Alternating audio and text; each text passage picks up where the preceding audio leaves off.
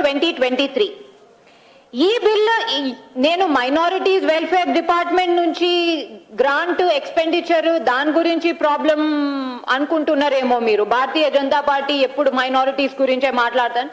లేదండి, అస్సలకే కాదు.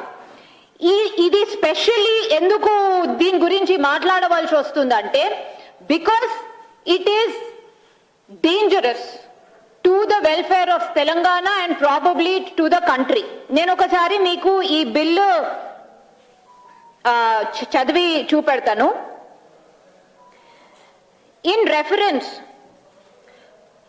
read above, the district collector Vikarabad has submitted proposals for sanction of an amount of 2,45,93,547 rupees for certain public requirements in connection with